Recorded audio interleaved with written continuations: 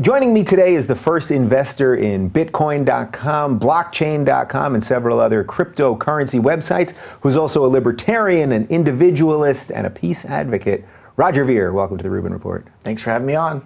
I was going to say Ver, but then I did a little research, and it's actually Veer, even though most people say Ver. This would lead one to getting into cryptocurrency, wouldn't it? That's the exact reason. It's very easy to see that's why I would get into cryptocurrencies. Yeah. All right, I'm looking forward to doing this conversation because, as I mentioned to you briefly before we started, for about 2 years or so, I've sort of been kind of looking into this world. A lot of my audience, the libertarian side of my audience, of course, is very much into Bitcoin. So I think probably for the first half of this, we have to just do 101 stuff. Are you ready to have your thinking cap on? You bet. All right.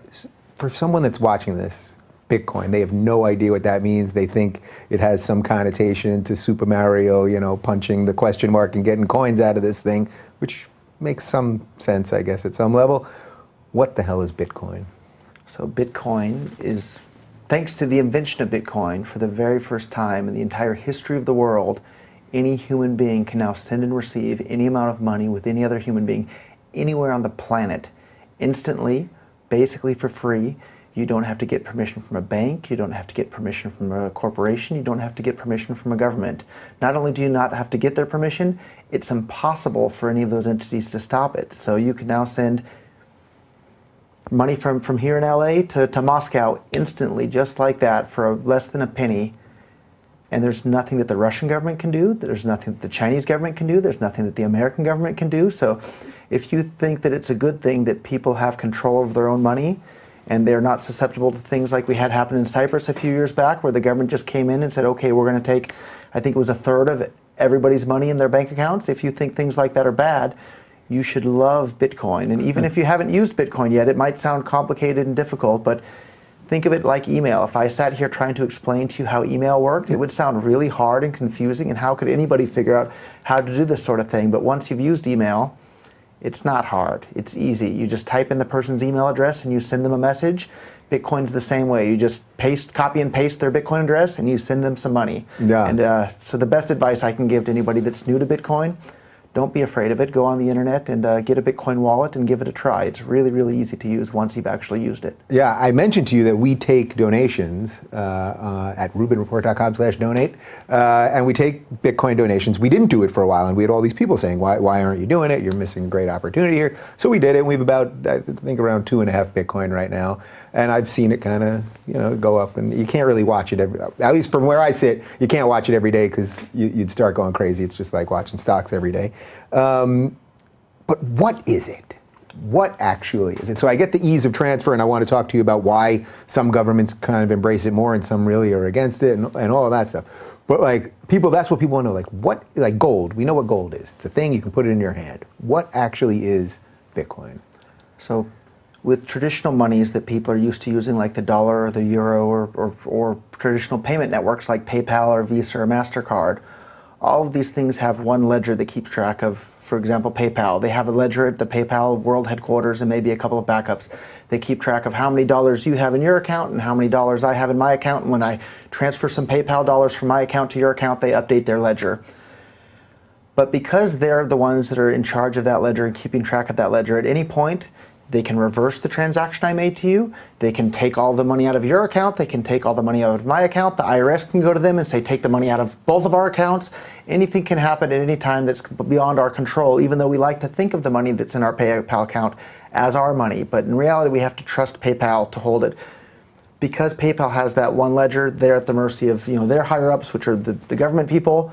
With Bitcoin, instead of there being one ledger that keeps track of who has how many Bitcoins in what account, there's a copy of this ledger, but it's on everybody's computer around the world that's running a copy of the Bitcoin full node software. And so instead of there being 1 or 2 or 3 copies, there's more than 100,000 copies of this ledger around the world. And those 100,000 copies of the ledger all stay in sync with one another. And those ledgers are in every country around the world. So let's say I send some money to you via Bitcoin for something that a government doesn't like. There's no Bitcoin company that they can call. There's no Bitcoin server that they can unplug. All they could do is arrest the two of us, but that doesn't stop the Bitcoin network as a whole. It keeps right on going. So the real powerful invention of Bitcoin is this ledger that's not on any one computer. The ledger is distributed across the entire planet, so there's no single place that anybody could go to stop or modify it or unplug it or turn it off. And so for me, that's what's so exciting about Bitcoin, is the only way to stop it would be to turn off the entire internet in the entire world and keep it turned off. And in 2017, I don't think that's a very likely proposition. I suspect there's some bad guys. There's got to be an evil guy somewhere twirling his mustache going, we can shut off the entire internet, right? Maybe, but hopefully not, and hopefully we can build even more technologies to prevent bad people from turning off the whole world's internet. And we saw what happened when they tried in Turkey previously. They turned off the internet just within the country, and people were instantly rioting in the streets, and it led to an entire revolution in that country. And I suspect that would happen in a lot of countries around the world if they tried to turn off the internet completely. Okay, so I'm with you. I understand that basically the ledger, the information, the true information of who has what and when they have it and all of that, I understand that. When people say we're mining for Bitcoin, what does that actually mean? So this ledger that's all across the entire world gets updated once on average every 10 minutes, but it's who gets to decide, who gets to make that update. So the way that problem was solved is all these people are doing these really complicated math problems, and the only way to find the answer to this math problem is just to guess. And you have to guess over and over and over again. So these Bitcoin mining machines are guessing millions of times a second, or even more than that. And when they find whichever machine, and there's millions of these around the world, whichever machine finds the right answer to this math problem is then the one that's designated to be able to make the next update to this worldwide Bitcoin ledger. So then all these different nodes around the world make their update, and boom, the transactions at the networks at the next state, and then all the computers start trying to guess again. But the benefit of finding the right answer to this solution is at the moment you get 12.5 Bitcoins if your computer's the one that finds the right solution. And 12.5 Bitcoins at the moment is worth what, like $80,000 or so? Yeah. Oh, I should mention, by the way, that we're taping this probably about 2 weeks before it's going to air. So anything we say related to the specific numbers, I don't want people to take out of context. Think, Veer doesn't know what he's talking about because it was 2.4, okay. And almost certainly by the time this airs, it'll be something different than what I said. So basically, even if we were doing this live right now, things would be changing on the fly. I'd have to check live on the phone to see what the current price is to figure it out. And Bitcoin is volatile.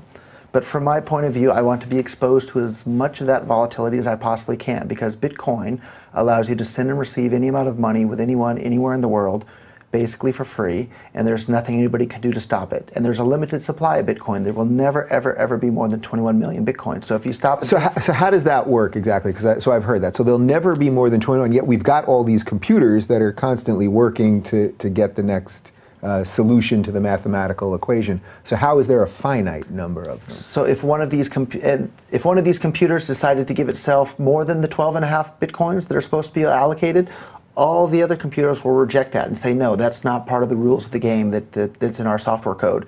So any computer that deviates from that, their transactions and whatever they're trying to do just gets rejected and ignored by the rest of the network. So right from day one, it was programmed into the software code that there wouldn't be more than 21 million Bitcoins.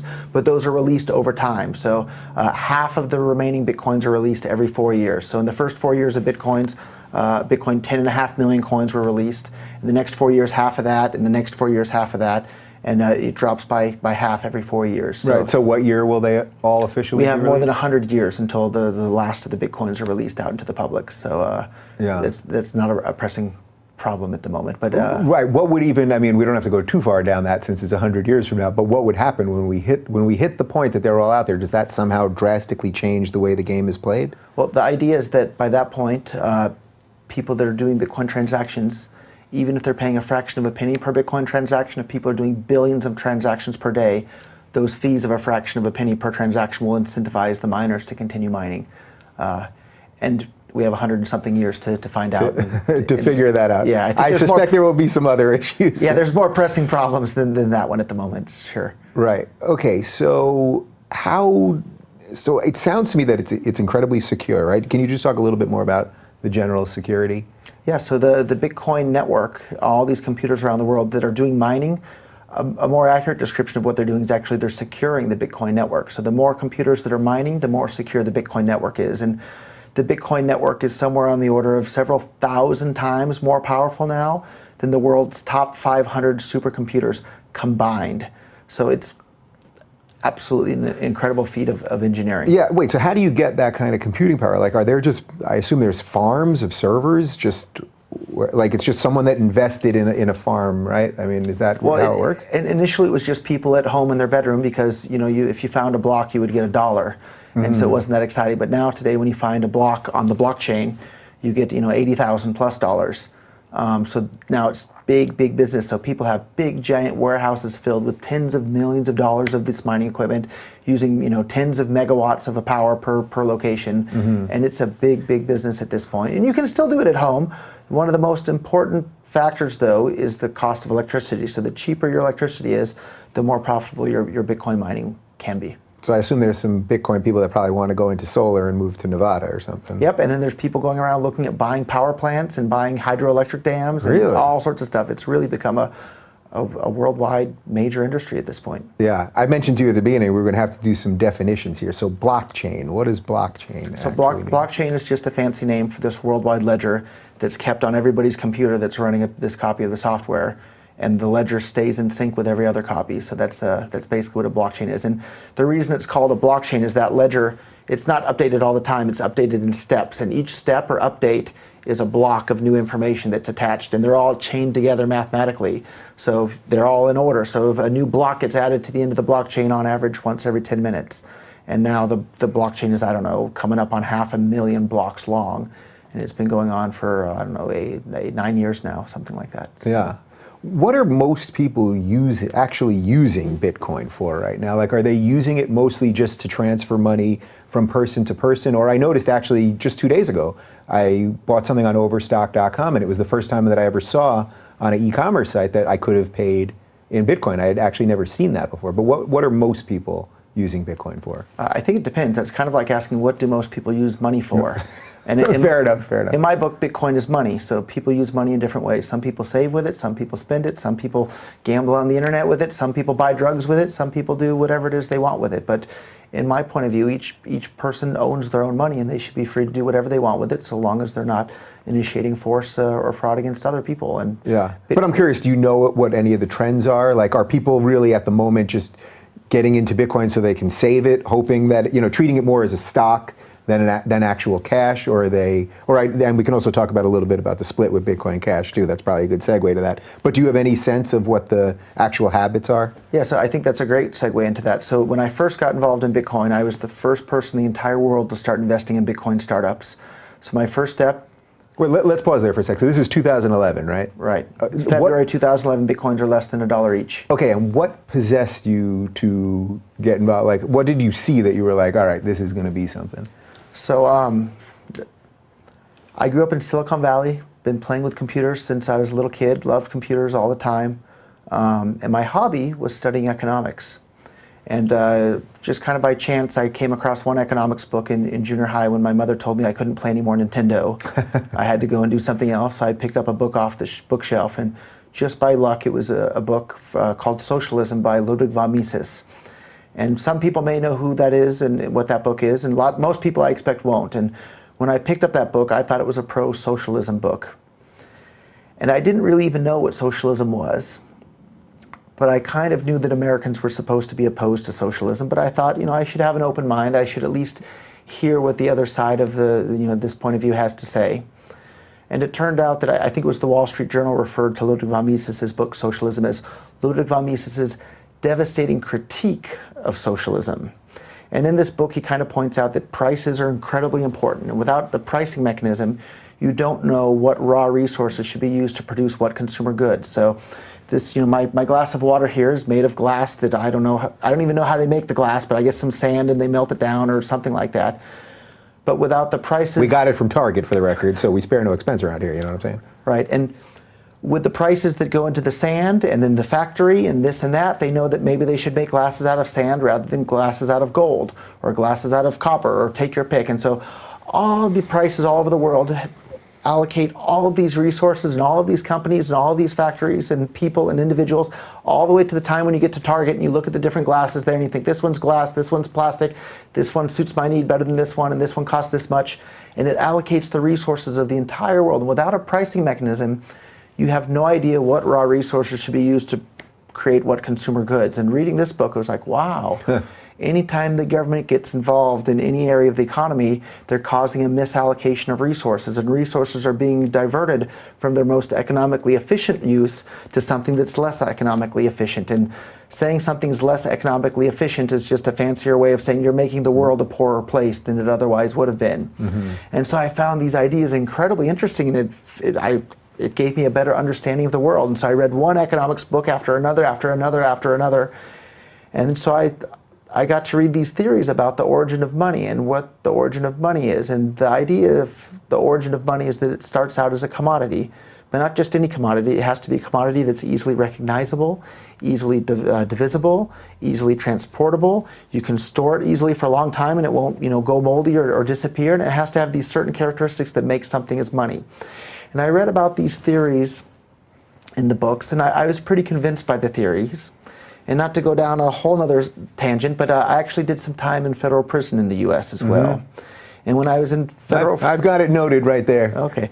While I was in federal prison, I got to see firsthand in this micro-prison economy that sure enough, the theories in the books that I had read about the origin of money were true in practice. So I got to see within the prison that sure enough, people are using commodities as money. So in prison, people use tobacco and postage stamps and top ramen soups as money, because all of those things are easily storable, easily transportable, easily divisible, easily recognizable, and of course a limited supply is important as well. And so I got to see firsthand before my eyes that the theories that I had read about in the books are actually true in practice.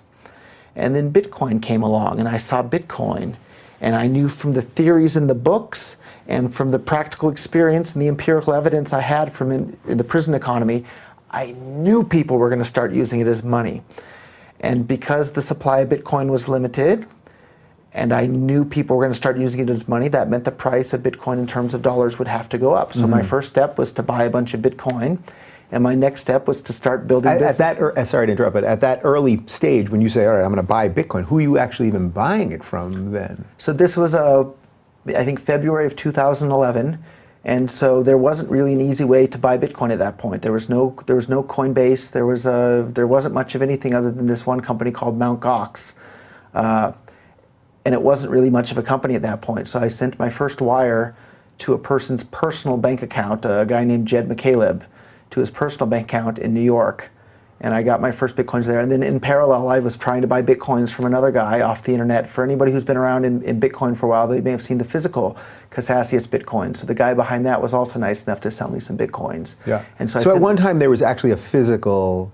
There still are, yeah. but they're more of a collector's item Right. at this point. And basically, it's a physical coin with a hologram. And when you peel the hologram off, you can see that it's been tampered with.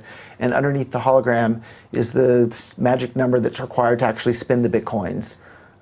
Did they stop? So they still do make those, or Maybe someone somewhere is still making them, but was the reason just because at the beginning people needed some sort of physical representation just to kind of understand? I think what was the main going on? reason is it made it easier for people to get a hold of Bitcoin. So one of the main things that I did that really helped spread a Bitcoin adoption in the early days, in 2012, I think it was, when Bitcoins were like $3 each, I started selling these physical Bitcoins, and I accepted credit cards and PayPal, and I would ship them via FedEx, and we had proof of delivery, so it made it hard for people to do credit card chargebacks or that sort of thing. And we sold thousands and thousands of these physical Bitcoins to people all over the world that way. And it was an easy way for people to get their first Bitcoin, because then they could peel off the sticker and redeem them onto their computer or do whatever they wanted with them from there. And today they're quite the collector's items, because there's not too many left of those early Casacius physical Bitcoins. Right. So, okay, so you make this initial investment, 2011, 2012. When did you start to realize that this really was becoming something? And as we speak right now, Bitcoin is basically at its highest value of all time, in effect. Yeah, I knew from day one, once I put together the pieces in my mind and I understood that Bitcoin couldn't be shut down or stopped or controlled in any way, and that there's a limited supply, I was so excited about this that I heard about it as I was eating breakfast at around 10 a.m. with the full intent of going into my office that day. Didn't make it. I stayed home and read about Bitcoin all day. I stayed up all night the next day until around 4 p.m. the next day, and I got too tired and I fell asleep for only about an hour, and then woke up again and read all about Bitcoin. And I went on sleeping maybe an hour and a half per night for about a whole week. Wow. Until I got so sick from lack of sleep, I had to call my friend and say, "Help me, I'm so sick." And he came and picked me up and drove me to the hospital, and they gave me some sort of a sedative or something, and I passed out asleep for maybe 12 or 16 hours. Jesus. But then woke up again, and it was all Bitcoin. And here we are about 7 years later, and it's been all Bitcoin all day, every day for 7 years now, because this is literally, it's one of the most important inventions in the entire history of humankind, right up there on par with the importance of the invention of the wheel or the electricity or the transistor. That's how big of a deal the invention of Bitcoin is. So I want to get into that and how it can sort of, why you really believe this can change the way we deal with borders and societies and nations and wars and all of this. But let's just circle back quickly to the split, this Bitcoin Cash, Bitcoin split. Yep, so when I first got excited about Bitcoin, you could send and receive any amount of Bitcoin with anyone, anywhere in the world, and it was free most of the time. The times it wasn't free, you'd pay a fraction of a penny. And that led Bitcoin from being, worth almost nothing to this worldwide phenomenon that it is today. But much more recently, within the last year or two, a bunch of people that don't have any background in economics or in business seem to think that people will use Bitcoin solely as a store of value, even if it costs tens or hundreds or thousands of dollars to send Bitcoin from one person to another. And so they've intentionally undermined Bitcoin's usefulness in commerce. So Bitcoin on August 1st split into two versions of Bitcoin. There's now Bitcoin SegWit and Bitcoin Cash. The Bitcoin Cash version of Bitcoin still has fees of less than a penny. You can send and receive them with anyone, anywhere in the world, just like that. Bitcoin SegWit, now the average fee is about $10. I did a Bitcoin transaction on the way here. In fact, I was sending my Bitcoin SegWit Bitcoins to a Bitcoin exchange to buy more Bitcoin Cash Bitcoins.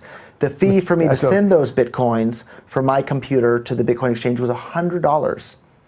And so if you ask yourself, you have two versions of Bitcoin. One is slow, expensive, and unreliable, Bitcoin SegWit.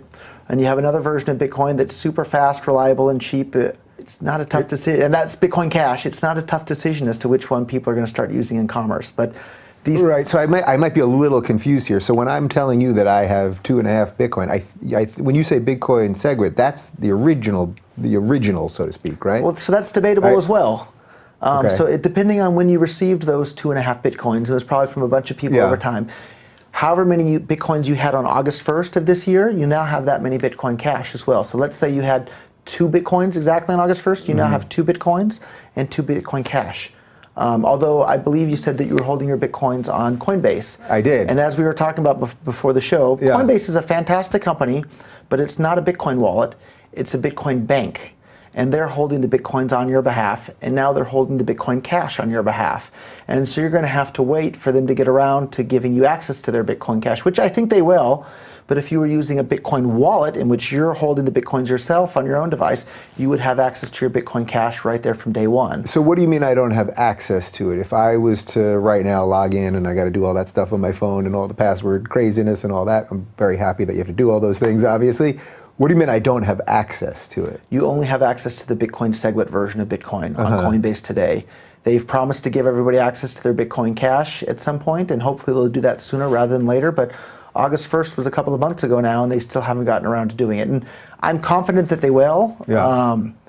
But it's nice to have access to your money now and not have to wait around for somebody else to do it. And that's why it's very important. And I always tell people, use a Bitcoin wallet, not a Bitcoin bank. So why wouldn't everyone want Bitcoin Cash, though, unless I'm missing some? I think everyone is going to want Bitcoin Cash.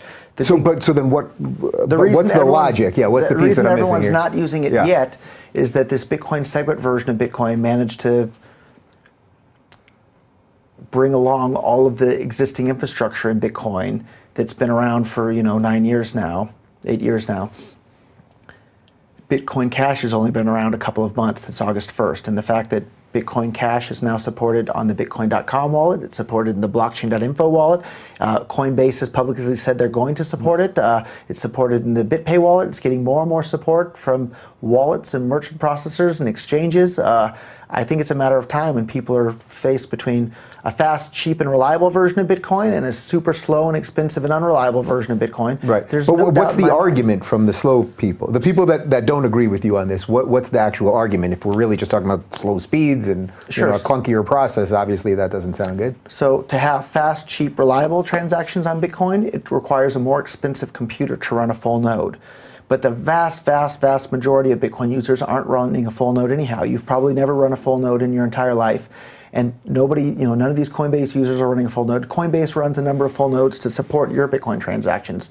So if you have the Bitcoin Cash version will require bigger blocks, which will require a more powerful CPU and more storage space. So right now, today, you can run a Bitcoin full node for the Bitcoin SegWit version literally on a $25 Raspberry Pi. These people are Wait, limiting. what is that? Not A Raspberry Pi is a $25 computer. Yeah, And okay. that's the name of the computer. Oh, It's not something there's you read. There's an actual computer We called run a this thing on Raspberry Pi. Pis now, but wait, there's a computer called the Raspberry Pi. Yeah, spelled PI, like the number. Got it. So, you see, there's a lot of learn terms something here. every Next thing day. you know, we're running this thing on cakes. Okay. So you can run the Bitcoin SegWit version of Bitcoin on a $25 computer. Bitcoin Cash today can still run on a $25 computer. But in the future, as Bitcoin Cash becomes more popular, maybe it'll take a $100 computer, or even a $500, or even $1,000, or a couple $1,000 computer at some point. But that's okay. Most people aren't running full nodes anyhow. And if it costs $5 or $10 or $100 to use Bitcoin SegWit, and it costs a penny to use Bitcoin Cash, it's clear. So you've been accepting donations on your website. I think you got most of those donations before the price of Bitcoin transactions skyrocketed. And the reason the price of Bitcoin SegWit transactions skyrocketed is there's 1 megabyte worth of transactions that can happen each 10-minute period. That can hold about 2,000 Bitcoin transactions. In the early days, maybe 10 people were using Bitcoin every 10 minutes, so you could do it for free and your transaction will be included. Now that Bitcoin is this worldwide phenomenon, more than 2,000 people are trying to use Bitcoin every 10 minutes. But you want your transaction to be included in the blockchain. So if more than 2,000 people are trying to use it every 10 minutes, they have to bid against each other. And the top bidders are the ones that are included in the next block on the blockchain. So now the fees are about $10 per transaction, because anybody that pays $9 has been outbid by the people that are paying $10. So Bitcoin Cash's solution to that is, well, just make the blocks bigger than 1 megabyte. It's 2017. 8 terabyte hard drive is about $100 at the moment, and they're only going to get cheaper year after year. Yeah. So your feeling basically is that the technology will always the computing power that we need for this will always sort of stay in front of the problems. Right. So just because it keeps getting faster and There's faster. this great thing called Moore's Law, which is exactly that computing power doubles about every 18 months. And so if an 8 terabyte hard drive today is $100, in a year and a half from now, it's going to be about $50. And a year and a half after that, $25. And before you know it, they're garbage in the landfill. And people laugh at an 8 terabyte hard drive the same way we'd laugh at an 8 megabyte hard drive today. But I remember 8 megabyte hard drives, and I remember when they were several $100s. And I'm not that old of a guy. And the same is going to continue to happen with computers before we know it. You mentioned Nintendo before. I remember when the first, I think it was 4 megabyte game came out on Sega Genesis. It was a big deal. And I remember, and people were going completely bananas about it. That is many lifetimes ago. Just real quick, let's circle back to this wallet versus bank thing, because I think maybe I could be a little clearer on what you're saying. So Coinbase as a bank is really just holding my Bitcoin. If I had this in a wallet, then that's actually part of the actual blockchain. Right. If you have it in a Bitcoin wallet, you're interfacing directly with the actual Bitcoin network. Whereas when you use a Bitcoin bank like Coinbase, you're interfacing with Coinbase and you're saying, please broadcast my transaction to the Bitcoin network. And most of the time they do.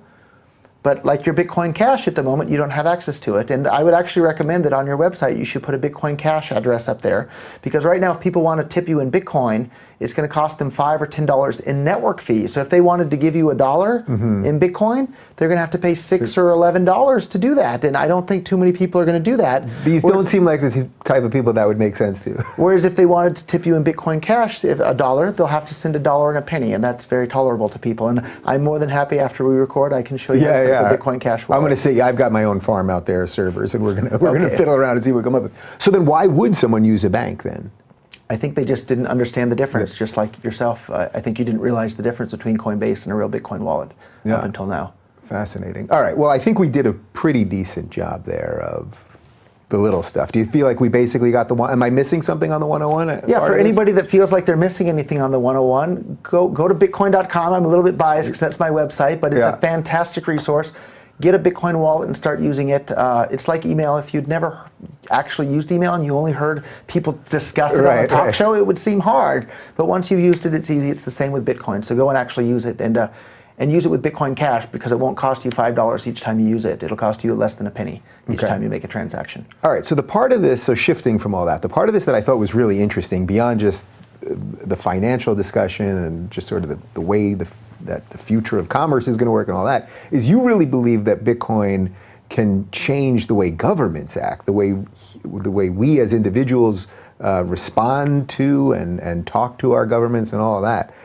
So I'm giving you sort of a broad question there, but tell me about that. I hear people asking me all the time, well, aren't governments going to regulate Bitcoin? And what about government regulation of Bitcoin? But I think they're asking the wrong question. The real end game here isn't that governments are going to regulate Bitcoin. Bitcoin is going to regulate governments. Bitcoin is going to limit the power that every government on the planet has to control people.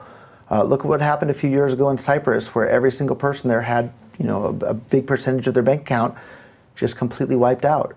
Bitcoin gives the ability to people to opt out of that sort of system. In the United States here, the government can print as much money at any time for any reason, and you better believe that they're doing that all the time. If you're using Bitcoin, that sort of thing can't happen. And one of these really interesting ideas that had never occurred to me when I was, going on my binge of reading economics books as a kid was by Milton Friedman, and he pointed out the idea of bracket creep. And the government inflates the currency every single year, so maybe you have 2 or 3% inflation, and one year to the next, that's not that big of a deal, but compounded year after year after year, before you know it, $100,000 isn't, in 10 or 20 years from now, it's not going to be that big of an income. Right. But the government tax brackets are likely to stay about the same. So maybe $50,000 income today is the equivalent of $100,000 year income after however many years it takes to compound to that. So instead of being in a 25% tax bracket, you're going to be in a 45% tax bracket, even though you're not actually earning any more money each year. Mm-hmm. Bitcoin is the exact opposite of that. There's no central authority that can make more Bitcoins out of thin air, unlike the US dollar. So that's a really powerful way of people to opt out of this government inflation racket that they have, that they use to bump everybody into higher tax brackets year after year. Right. So it's kind of hard to picture what this would actually look like in the future. But if everything you're predicting and would like to happen happened, in effect, as the years go by, people will obviously be buying more Bitcoin, using the US dollar in whatever country they're in, whatever their currency is, they're going to use that less. And by just doing that, the governments will in effect have less control over the people, because all of your interactions, all of your exchanges will have nothing to do with the government. You can see I'm grinning from ear to ear as someone. But is this why isn't Bitcoin illegal in China, or they just changed something, or wasn't there something just in the last couple of weeks? They've changed a lot of things in China at the moment, but at the end of the day, it doesn't matter. If you have access to the internet, you can use Bitcoin. And this is really, really, really exciting. And I guess it's worth pointing out too, I wasn't born a libertarian. I didn't really have any political views at all, and it was the more economics I studied, the more of a libertarian I became. And then it was kind of really depressing, because I looked around the world and governments are manipulating the economy in all these ways. They're slowing down the entire world's rate of economic growth. And if you have economic growth of 2 or 3 or 4% per year, from one year to the next, that's not that big of a deal, but compounded year after year after year, it really makes a huge, huge difference. And so even if the government's just slowing down the rate of economic growth by just 1%, and I think it's substantially more than that, compound that times 100 or a couple hundred years, we'd all have flying cars and space stations by now and be living forever because of little nanotechnology robots that can go in our body and fix everything that's wrong with us. And who doesn't want that sort of thing? And if you don't want it, don't participate. You're not forced to participate. And that's what we're talking about. We're slowing down the rate of progress of all of humankind. And Bitcoin is this incredibly powerful tool to help speed up that rate of progress. Man, there's so many different ways I could go with that. So the dystopian future part of this that I guess I would fear is that if the government loses control of the monetary system, all the governments lose control, and the only way they can stop us now is to go after the internet, wouldn't it stand to reason that governments would start going after the internet? Well, or like literally the internet itself, like actually try to disconnect the internet, maybe, whatever that means. But lots of governments are dependent on the internet as well. But there's also lots of smart people that are building these mesh networks, in which it's not dependent on the same sort of centralized infrastructure that a lot of the internet is today. And those technologies are only going to get more and more powerful and cheaper and cheaper and cheaper, thanks to Moore's law. And before we know it, we'll all be able to connect with everybody else, and we won't be dependent on these big ISPs. And how do they go about doing that, like a mesh network like that? So basically, in effect, getting us off Google and Verizon and whatever else, right? Like that those won't be the only pathways. How do these guys get out of that system? Well, I think we're of a similar age, and I'm sure both of us remember before there were smartphones, and before there were iPhones, and before there was Siri and Google and all these things. And now you have the entire database of human knowledge right in your hand. And if you buy a used iPhone, you can get it for about $100. Yeah. And in another couple of years, that's going to be, and you can buy a cheap Android phone for $20 right now. Like, that's incredible. So the hardware to do this is going to get cheaper and cheaper. The technology is going to become more and more accessible. It's going to be cheaper and cheaper for anybody to put satellites up in space. And maybe governments are going to try and stop this and do bad things to do that. But if they start trying to shut down the world's internet to prevent people from using their own money, that's just a fantastic example that the government people are the bad people, and they're not our friends, and they're not here to help us. Anybody that's here trying to say, hey, we're going to turn off the internet if you use money without our permission, those are bad people. We shouldn't support them. We shouldn't want anything to do with them. And that's just more proof that we do need Bitcoin to opt out of their violent, coercive system to control us all. We shouldn't be their tax cattle. Right. We shouldn't be their livestock. Yeah, it's a great sell for libertarianism in general. Like, this is why I'm always, selling the ideas of freedom. It's like, if you think everyone complains, the government's horrible all the time, yet half the people want to give them more money and give them more control. And it's like, no. Do the opposite. Yeah, you don't starve them, but let's try it that way. So I think I'm following all the logic here. So when you talk about why this would basically stop wars do you mean because of economic reasons, or because basically we wouldn't be giving the economic reasons, meaning countries wouldn't have an economic incentive to fight, but also that the people wouldn't be giving them enough money to fight in the first place? Is that? So there's a couple of reasons, and since we have quite the big audience, I've never talked about one of them publicly. Really up until now, and we'll talk about that one today. All right, let's roll. But one of the easy, simple reasons is that lots of governments fund their wars via inflation. They just print money, and they use that money to buy guns and bombs and tanks, and they use it to murder people all over the world. And war is just a euphemism for murder. You're killing. Sometimes some bad people get killed, but for the most part, innocent civilians are getting killed all over the world. And let's say somebody came in here and stole my wallet and ran off down the street. If I started chasing them down the street and shooting guns, and I shot a dozen innocent people that didn't steal my wallet, I said, oh, it's okay because I was trying to get the bad guy who stole my wallet, I would go to jail for being a murderer, for killing all those innocent people. So let's take for granted, let's say Saddam Hussein was a really bad guy who deserved to be killed. They murdered more than 500,000 Iraqi children to do it, right? That's murder. You're killing kids. Right? It doesn't matter how bad of a guy Saddam Hussein is, you don't go and kill a bunch of kids to get him.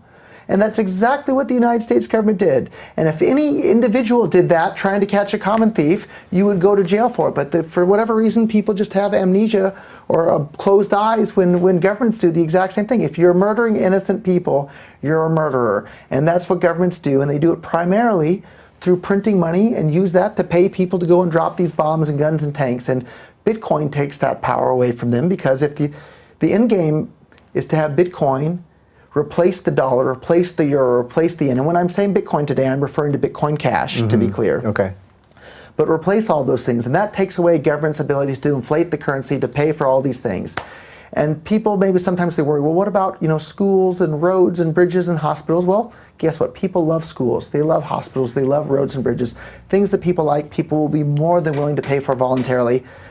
I'm not interested in paying to drop bombs on people in countries I've never been to and I'm probably never going to go to. And I think 99% of the people out there in the world also aren't interested in doing that. And for the 1% that are interested in doing it, do that with your money. Don't force me to participate. Right. The other really, really interesting way that I've never ever spoken about publicly up until now. But I think Bitcoin and cryptocurrencies are a big enough part of our society at this point where I'm not really worried about the attacks from governments on them. And initially, that was my strategy from day one. I wanted to spread Bitcoin to as many people around the world as quickly as I possibly could, so they would become too big and too widespread to be shut down. So if people are using Bitcoin and cryptocurrencies to buy, their groceries and their diapers and things like that, how can governments shut it down? But here's an interesting way. But do you think we've hit that threshold No, yet? but we're getting pretty darn close to that. And at this point, there's, I don't know, 100-something, 200-something governments around the world. If one government wants to shut it down, that probably makes other governments like it even more. I would guess maybe there's a bit of that at this moment. China has been cracking down on Bitcoin a bit. I would guess Trump and the U.S. government maybe like Bitcoin a little bit more now that China doesn't like it. Which we could use a little bit of that leverage with China, right? Because how much do we owe them in actual dollars? Sure, maybe we can pay them back in Bitcoin for pennies on the dollars in the future once the RMB goes to nothing because everybody's using cryptocurrencies. But another really, really interesting thing, so let's go back in time, and a bad guy that everybody agrees upon, Adolf Hitler. I think pretty much... I thought I could do one show without a Hitler reference. Pretty much, well, I'm playing it safe in my example here as well. Okay. So let's say, and I'm sure you can find people out there that don't think he was a bad guy, but the vast majority of society does think he was a bad guy. So Adolf Hitler started doing bad things with money stolen from people in the form of taxes. And what did the rest of the world do? They started stealing money from other people in the form of taxes, had kidnapping and slavery in the form of a draft, right? And lots of people went voluntarily, but I'm sure lots of people went involuntarily, and we should be clear with our language, right? The draft is the moral equivalent of kidnapping and slavery. They're literally kidnapping people and enslaving them and sending them off to some far-off land to fight against their will. And if they don't do that, they go to jail, and half the time when they go off to the far-off land, they get killed as well. So the draft is the moral equivalent of kidnapping and slavery. So Adolf Hitler is a bad guy. Everybody agrees with that. Almost everybody. But then the rest of the governments around the world start going and doing all this crazy bad stuff. Well, what would happen if we had this online anonymous digital cash in which people could pool their resources and set up a betting pool? And anybody that correctly predicts the right day that Adolf Hitler dies can anonymously collect this, millions of dollars in anonymous digital cash that people all chipped in $1 here and $1 there and $10 here. I bet you could have raised a lot of money for someone to correctly predict the right day that Adolf Hitler dies. Wow, I said dystopian before. Now you're going real dystopian. Was right? this dystopia or is this utopia, right? Imagine if people could have raised $10 million voluntarily from around the world, and Adolf Hitler can't round up Jews and send them off to the concentration camps anymore. Is that a dystopia or a utopia? Well, it's right. So it's a utopia in this explanation. There's a piece of me, and I love all these dystopian movies, which is why I can go down this road in all kinds of different ways. There's a piece that's sort of like, wow, you could really end up creating some insane vigilante system where it's not just Hitler that's going to be taken out, but anybody that gets smeared by the media or whatever, and then this is constantly happening to people that actually don't deserve it. So that would be the dystopian part. But Yep. in this part, So I've been thinking about this for more than a decade, since before Bitcoin. And yeah, it's scary. We don't want to see, Justin Bieber or people like that having bad things happen to them. But on the net, if you look in the last century, governments murdered more than 100 million people around the world. I mean, that's a lot of people. So in effect, you think it would cause governments to police themselves basically to do good things because there's basically a ransom on them, right? Like that's really the idea here. It might do that, or it might just make it too dangerous for governments in the traditional form that we have today, where they go around and boss people around and threaten to send them to jail if they don't obey. Maybe it'll make that sort of thing not possible. And as a voluntarist, I think all human interaction should be on a voluntary basis. Starbucks asks me to buy their coffee. They don't tell me to buy their coffee. If I decide I don't want to buy Starbucks coffee, nothing bad happens to me at all. But if I decide I don't want to pay for Obamacare, if I was a U.S. citizen living in the United States, I would go to jail for not doing it. If I think health insurance through Obamacare is a good idea, I'll pay for it myself. I don't need to be forced at the point of a gun or with the threat of being sent to jail to participate in that sort of thing. And that's what governments are. The very definition of government is a monopoly on the use of force. And they're forcing people to do things against their will. And if you think forcing peaceful people to do things against their will is a bad thing, you should be opposed to the state. And I don't know what the end effect of the invention of cryptocurrencies will be on governments, but I'm sure it will vastly, vastly, vastly limit their power. And that's a great thing for all of humankind. And it liberates the individual, and it speeds up the rate of economic growth for the world. Like, maybe there's some scary things that'll happen, but the benefits far, far, far outweigh the drawbacks. Yeah. I suspect that some people are probably watching this going, wait a minute. This guy is just trying to talk up Bitcoin because he probably owns a lot of Bitcoin, and he'll talk it up, get it going, and then when he feels it's hit its peak or when he wants to cash out, he'll cash out, and then that's that. So there's some truth. I own a lot of Bitcoin, and if Bitcoin Cash becomes really successful all over the world, I'll make a lot of money. I've already made a lot of money, but I've already donated millions to charity. I donated several $100,000 to help Ross Ulbricht get his appeal going and hopefully get out of prison. For those that don't know, Ross Ulbricht is the person that was convicted of creating the Silk Road, which was the first online anonymous marketplace in which people could buy and sell anything that sole purpose wasn't to harm other people. And that guy, for creating a website, now has a double life sentence plus 40 years. He didn't kill a single person. He built a website, and now the government sent him to jail for 2 life sentences plus 40 years. So his mom would make a fantastic guest on your show in the future. She's an incredibly wonderful woman. And can you imagine, if you have kids, imagine your son got sent to jail and he's going to die in prison for having built a website that allows people to buy and sell things, mainly pot, to be honest. Is that what it was? Well, I was going to say, what were people... Mainly drugs is what people were using it for. And if you think about it, what are drugs? Drugs are things that make people feel happy. And there's a bunch of alcohol on the shelf behind me. Why is that drug okay? Pot's okay in California, but in the neighboring state it's not? Because a bunch of people that you and I have never met got together and wrote down words on a piece of paper and then call those words a law. Writing down words on a piece of paper and calling it a law doesn't alter morality. Either it's perfectly moral for me to smoke pot or drink alcohol or smoke crack, or it's not. And the politicians getting together and writing down words on a piece of paper and calling it a law doesn't alter morality in any way whatsoever. And so this poor young man is going to die in prison unless he somehow gets an appeal or gets out for making a website that allowed people to buy and sell these things that make them feel happy. For anybody who's drank some alcohol or smoked some pot before, they do it because it makes them feel happy. It improves people's lives. And yeah, some people get out of hand and get addicted and do bad things, but that's life. People die all the time. Some people eat greasy hamburgers and get obese and die of a heart attack. It's their life to do it with. It's not the politicians' lives. Yeah. So you mentioned a second ago that you were a citizen of the United States. You actually renounced your citizenship about 5 years ago? 2014, February 4th.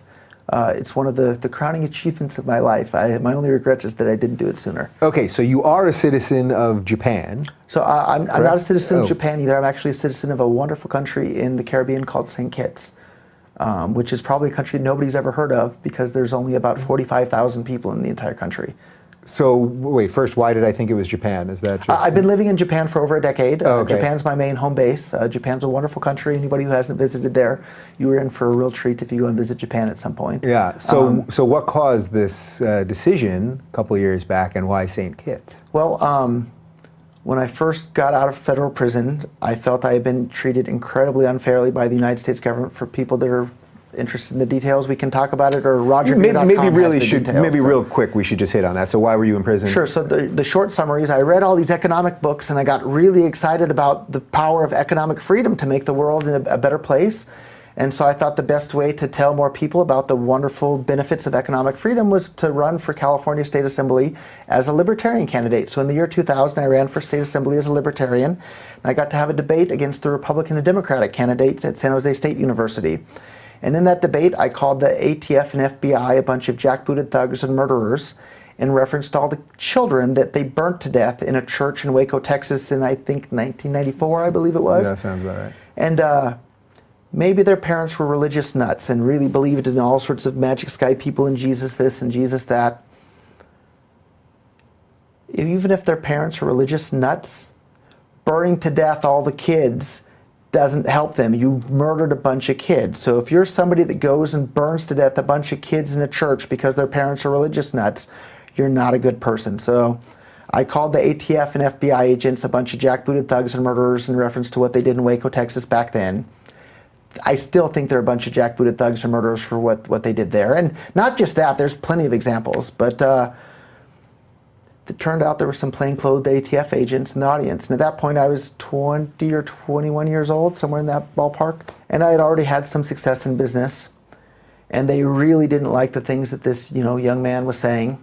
And so they started looking into me and figuring out, well, how can we prosecute this guy? And so at the time, I was selling computer components on eBay.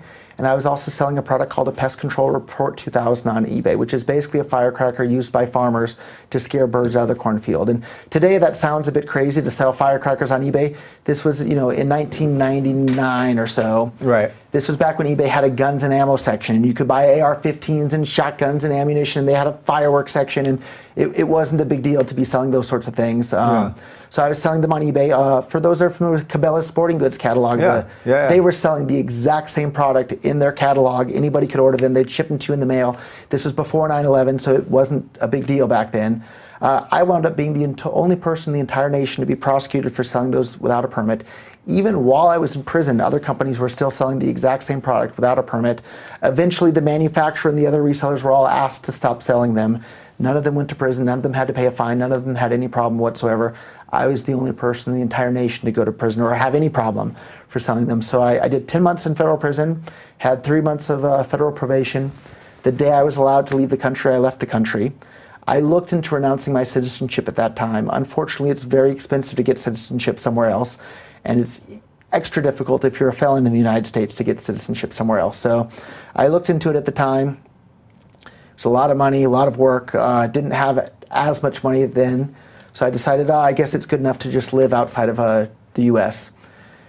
Needed to pick a country, wasn't sure where to go. I had had one Japanese girlfriend before in the United States, and it was a good experience. So I figured there were more to be had in Japan, but if I had had a Russian girlfriend, I would have wound up in Russia, or if a Brazilian, it would have been Brazil. It was just kind of by chance that it was Japan. But here I am more than a decade later, and very settled in, and speak fluent Japanese at this point. I can give your next interview in Japanese if you'd like. Next time we'll do this in Japanese.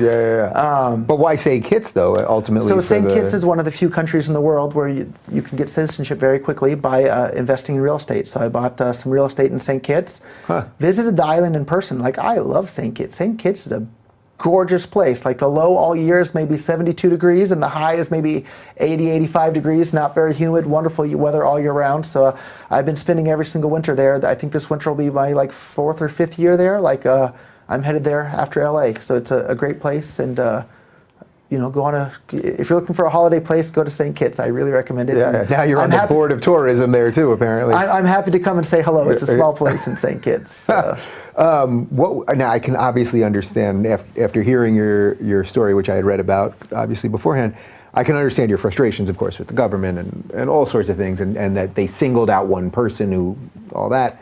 What was it like, actually, that moment when I assume you have to sign a couple documents, and what do? You slap a guy high five at the end, or what was that actual moment like? That's a great story, too. So I had to go to the U.S. Embassy in Barbados, and I can't remember the name of the clerk there, but if he happens to see the interview, thank you for being such a good sport and having a good sense of humor with all this. So I went up to and you have to have an interview in order to renounce your citizenship. And one thing that really surprised me, and I didn't know this, is you're not telling them that you want to stop being an American. You're asking for their permission to stop being an American. And I asked the guy at the window, I said, have you ever seen somebody be denied the ability to stop being an American? He said, oh yeah, it happens all the time. Really? Which really was stunning to me.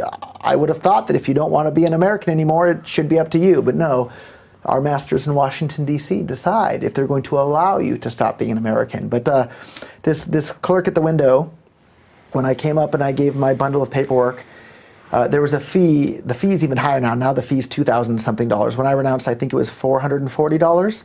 And he asked me, he said, do you want to pay with cash, credit card, or Bitcoin? And I had the same look on my face that you just did now. I said, what? I said, how would you know that I would be interested in paying in Bitcoin? He said, oh, we know all about you. We've Googled you. And I said, well, can I actually pay in Bitcoin? He goes, no, I was just kidding. So basically you had to fill out, they knew you were coming, right? You have to make an appointment online. So he was just messing with you, kind of. Yeah, he had a good sense of humor about it, though. And then, so you have the initial interview, and he cautions you. He says, he warns you.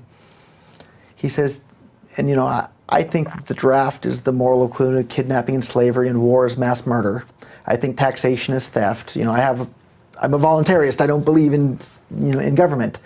And he told me, he said, I have to caution you, if you stop being a U.S. citizen, you won't be allowed to serve in the armed forces. I thought I'm probably okay with that. He said, and I have to warn you that, and so I've been a felon for 15 years now, something more than 15 years. So as a felon, you're not even allowed to vote anyhow. And I philosophically, I'm not really interested in voting at this point. And even back then, I wasn't really interested in voting. But he told me, he said, if you renounce your U.S. citizenship, you won't be allowed to vote. Man, he was just throwing you all the eggs, Yep. huh? And then another one. So at the time, I don't know, I was 34-ish, I think. He said, if you renounce your U.S. citizenship, you won't be allowed to collect Social Security. And I'm pretty sure that's not going to be around by the time I'm old enough to retire also. So this was like a real breakup situation. Yeah. They were pulling out all the stops. And he has his script that he has to caution me. And I think there might have been one more thing, but all of those were like, instead of like, oh my God, what was I thinking? It was like, hooray, I can't wait to be free of Social Security and all of this stuff. So, it's not a decision that people take lightly either. It's a big, big, big step in life, but they make you have a 1 week cooling off period. So he cautioned me of all those things, and then had to hang around for another week on the island where I don't know anybody, and then went back a week later and signed the paperwork and this and that, and I was free. So, And that's it. yeah, that's it. And you did it. So now you're a felon without U.S. citizenship. Yeah, and so every single time I come into the country now, I get sent to the secondary inspection. And there was another guy. Because is it on your? Well, no, you don't have a passport anymore. No, you have a St. Kitts passport now. Of course. But is there something on your I St. get flagged. Kitts passport? No, I get flagged in the U.S. system as watch out for this guy. And so another interesting thing, like anybody who's met me, I'm a pretty white collar kind of guy.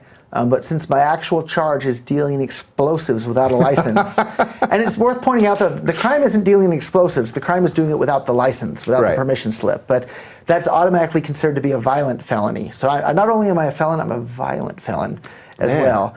And so when I come I used to have a buddy that would sell firecrackers out of his basement in high school. It was pretty common when we were probably in the 90s when we were in high school, I think. So,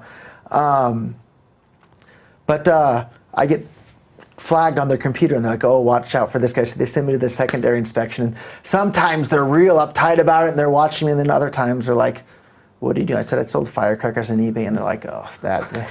Oh, you're that guy. That guy. But apparently they have some list of notes about me on their computer, and they have to read all the past notes about me and then write new notes about the time that I'm coming in. So the list of notes they have to read about me gets longer every single time I come into the country. So it's a bit of a burden. God, that sounds like an episode of Seinfeld on crack or something. All right, well, I think we did a little bit of everything here. I wanted to do the 101 stuff, which I know you've talked about many times before, and I wanted to get some of your bio. If you had to, just to wrap this whole thing up, if you had to predict where this is all going, obviously you're very hopeful for all this, but there is some upside down stuff. We didn't even talk about the Reddit split, and that there's some people that are you've got your haters and trolls and all that. I'll deal with them. If you send them to me, I'll deal with them. Fear not. But if you had to give me like a prediction of where you see all this over the next couple of years, what do you think is going to happen? So a couple hundred years ago, if I told you there was going to be a separation of church and state, you would think I'm a nutcase and a heretic, and I might get burnt at the stake for saying such a thing. Before the invention of Bitcoin, it would sound crazy to say that there's going to be a separation of money and state. But now that doesn't sound so crazy anymore, and it's starting to happen right before our eyes.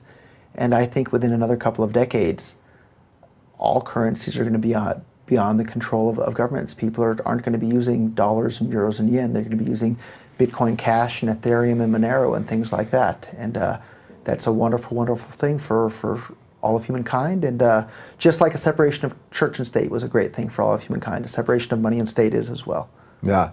Well, I got to tell you, I thoroughly enjoyed this. I find I always learn a little something when I'm doing these, but I think I learned a lot here. And as I said, these are ideas. The ideas that I try to put into this business, that I've built a business here, are the same ideas that I try to talk about on the philosophical level.